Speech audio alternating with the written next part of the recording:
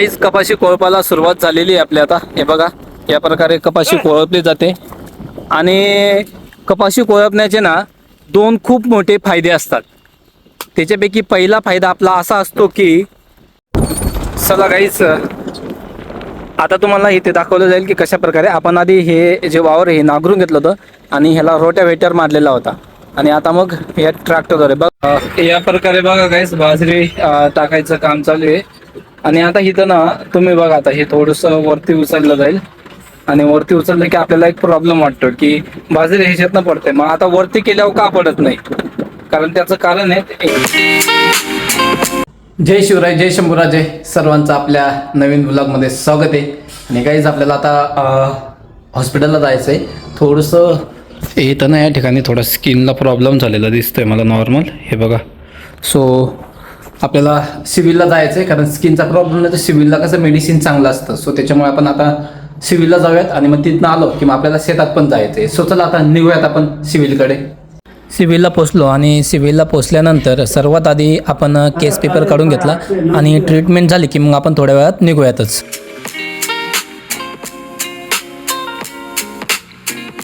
Guys चला, आता treatment झाली आपल्यावाली. आता निघणार आहोत आपण. इथनं डायरेक्ट घरी नाही जायचं आहे, शेतात जायचं आहे, कारण मम्मी पप्पा ते गेले शेतात. सो चला निघूयातच आपण आता.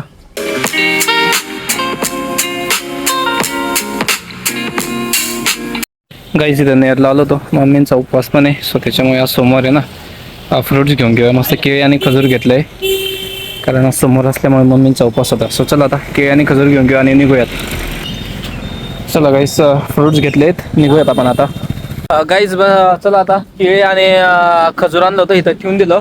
मम्मीन त्या इथं गवार तोडायला आले आहेत बघा. अजिंत्या थांबल्यात इथं. मम्मीन त्या तिकडं गवार तोडायचं काम चालू आहे. पण आपल्याला तिकडच्या शेतामध्ये जायचं आहे, तिथे काहीतरी काम आहे. आता एक्झॅक्ट आपल्याला माहिती नाही काय, आज काहीतरी काम आहे. ट्रॅक्टर पण येणार आहे. सो चला आपण तिकडच्या शेतात जाऊया आणि मग तुम्हाला समजेल तिथे की काय काम असणार आहे आपल्याला. आपण इकडच्या शेतामध्ये पोचलो मी आत्ताच. आणि आज आपल्याला ट्रॅक्टरद्वारे बाजरी कशी पेरायची आहे ते बघायचं आहे. आणि आपली जी कपाशी असणार आहे त्याला कोळपणी, म्हणजे कपाशीची जी कोळपणी ती कशी करता येईल आणि त्याचे फायदे काय आहेत हे आपण आजच्या ब्लॉगमध्ये बघणार आहोत. आणि आज आपल्याला बाजरी पेरायची. बाजरी दोन प्रकारे पेरली जाते.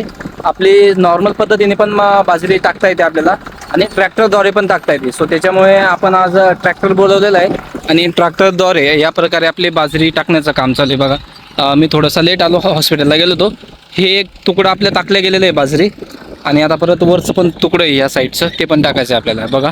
चला आता तुम्हाला वरच्या तुकड्यामध्ये प्रोसेस दाखवतो मी कशा प्रकारे बाजरी टाकायची.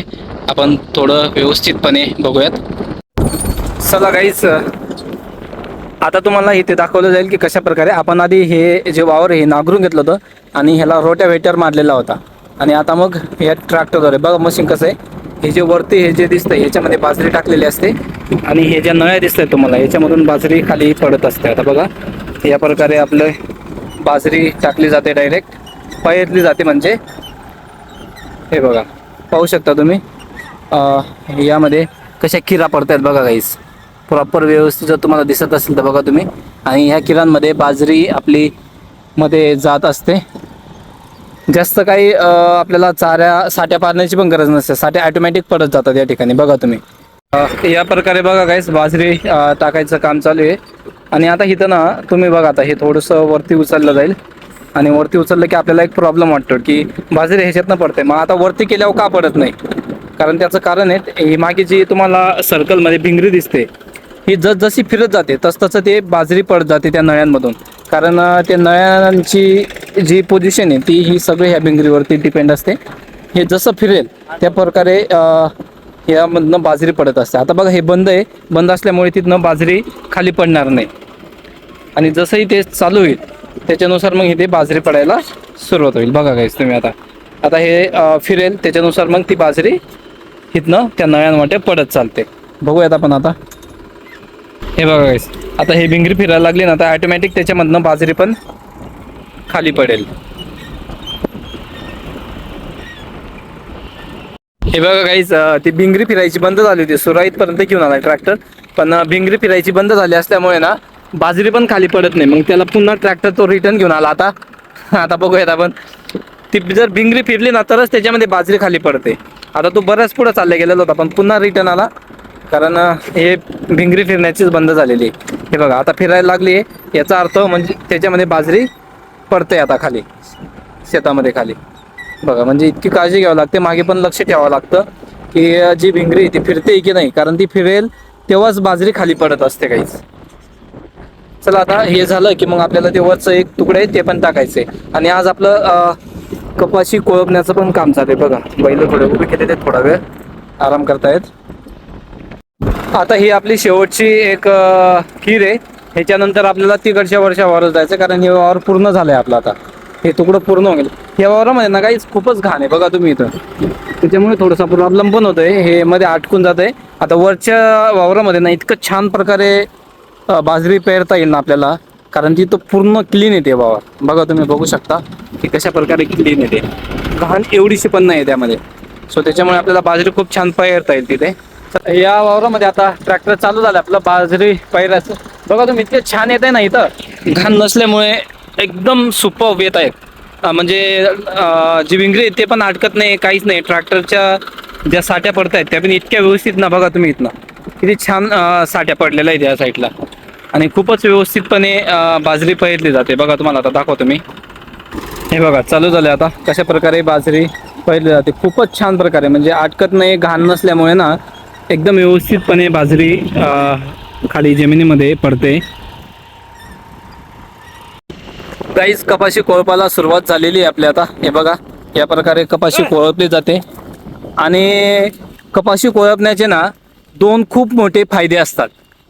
त्याच्यापैकी पहिला फायदा आपला असा असतो की हे जे कपाशी कोळप नाही, याच्यामध्ये जे झाडाच्या आजूबाजूला जे गवत असतं ना ते सगळं गवत निघून जातं आणि शेतामध्ये घाण पण होत नाही. हे बघा या प्रकारे सगळं गवत जे आहे ना ते निघून जातं. हा आपला कपाशी कोळपण्याचा पहिला फायदा असतो. कपाशी कोळपण्याचा दुसरा फायदा पण खूप मोठा असतो की हे जे कपाशी दिसते ह्याचं खाली जमिनीमध्ये मूळ असतं, आणि कपाशी कोळपल्यामुळे सगळी ही जी माती ना ही भुसभुशीत होत असते.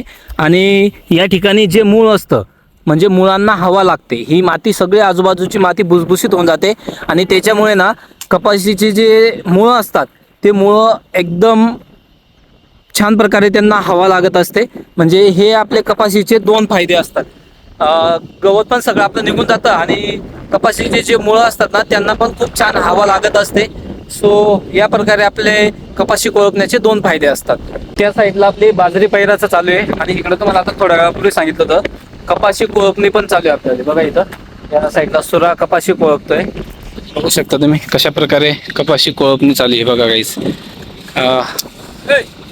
ह्याची दुसरी थोडी मोठी ठेवावी लागते कपाशीची, कारण बैलांना व्यवस्थित चालता आलं पाहिजे मापानुसार. हे बघा सुराडा आहे त्याच्यावरती उभा राहून गेलेला आहे. या प्रकारे आपली कपाशी कोळपणी पण ह्या साईडला चालू आहे गाईस. आता ह्याला बराच वेळ लागेल.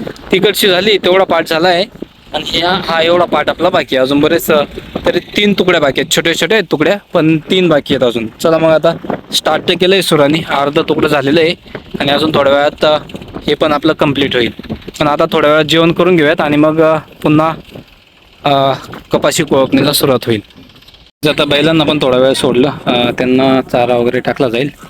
तर नाना घेऊन चाललं त्यांना बांधावरती, मस्त गवत उगलेलं असतं. सो त्यांना थोडा वेळ चाललं जाईल आणि आता आपण पण जेवणला बसूयात थोड्या वेळात. बैलांना मस्त चारलं जाते, हिरवागार चारा झालेला आहे गाईस बांधावरती.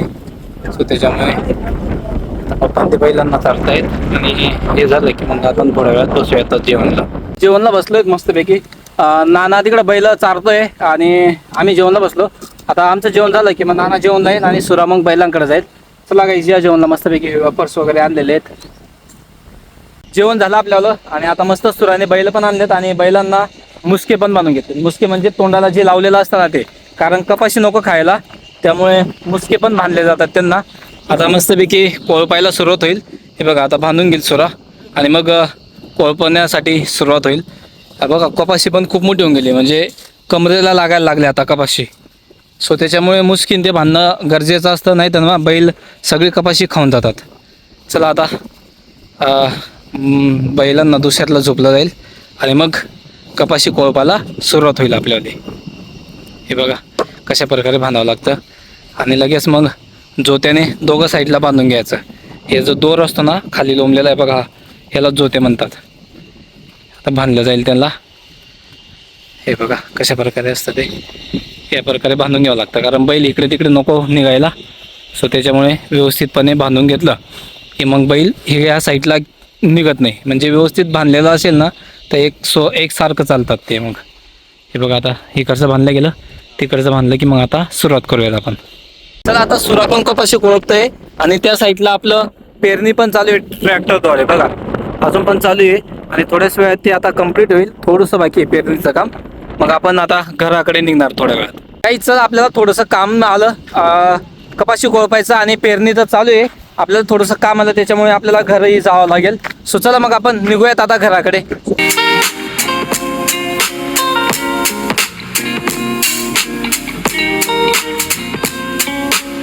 मस्तपैकी आता शेतातून घरी आलो. हे बघा हे पण येऊन गेले दोघं जण, मस्त टाइमपास करत आहेत. काय उठाव ना त्याला खाली काय आवडतो उठणार रे, टाइम लय होऊन गेला ना, केव्हाचा झोपेले ना, 5 वाजले. 5 वाजून गेलं. हा मग ना अजून झोपेले हो. तुला काय सुट्टी मग पाठाची शाळा आहे त्याला. हा का. हे बघा पाटाची शाळा होती याची. येऊन गेला इकडं सुराला किती होतोय. चला आता मस्त अजून आराम करूयात थोडा वेळ आणि मग उठून जाऊयात गावामध्ये फिरायला थोडा टाईम. मस्तपैकी झोपेतनं उठलो, फ्रेश झालो आणि आता आपल्याला मामाच्या दुकानाकडे जायचंय. चला येऊ राहिला का तुम्ही? चल मग लवकर निघा. चला गाईस निघूयात आता मामाच्या दुकानाकडे. आपण पाय गाडीवर जायचं नाही, पाय नाही ना. गाईस इकडं बटुमाच्या दुकानावर आलो होतो आपण. बघा इकडं या साईडला गवाऱ्यांचं काम चालू आहे बघा. मस्त हायवे, इतकं छान वातावरण असतं ना सायंकाळी. आता थोडंसं ऊन आहे, नंतर सायंकाळी इतकं छान वातावरण राहील ना, एकच नंबर. हे बघा फ्रेंड आपले गावातले. चला आता मस्त थोडा वेळ बसूयात आणि मग निघू आपण घराकडे. गाईस घरी आलो, बटुमामाच्या दुकानावर गेलो होतो. मस्त गवाऱ्यांचं काम चालू होतं तिथे. आता घरी आलो आहे. चला मम्मी त्यांनी स्वयंपाक पण तयार केला असेल. झालं सगळं मग झाला का? चला गाईस स्वयंपाक झालाय. चल जायचं का पुढं? चला गाईस आपण हे घेऊन जाऊ. पापड आणि ते चपात्या केले आहेत. भाजी कायची केली? घुगऱ्या का? मटाच्या घुगऱ्या का चवळ्या?